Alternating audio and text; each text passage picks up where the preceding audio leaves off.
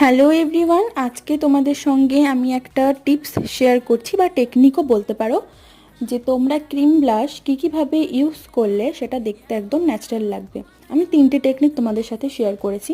প্রথমটা হলো ও ব্লাশ, তোমরা দেখতেই পেলে আমি কীভাবে ইউজ করলাম, প্রত্যেকটা কিন্তু আমি দেখিয়ে দিয়েছি, তোমরা ঠিক কীভাবে ইউজ করবে।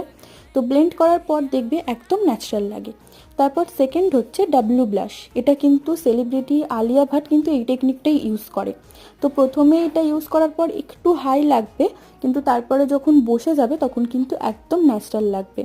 আর থার্ড যেটা দেখিয়েছি সেটা হলো যাদের একটু গোলুমোলো ফেস আছে, তারা একটু ফেসটাকে লম্বা দেখাতে চাইছো, তো তোমরা এল ব্লাশ ইউজ করবে। তো দেখতেই পেলে আমি কিভাবে দেখালাম, এতে তোমাদের ফেসটা একটু লম্বাও লাগবে আর দেখতেও কিন্তু সুন্দর লাগবে। তো কেমন লাগলো তোমাদের এই টিপসটা অবশ্যই জানিও। তোমরা আর কি কি ধরনের টিপস দেখতে চাও অবশ্যই জানিও। দেখা হচ্ছে নেক্সট ভিডিওতে।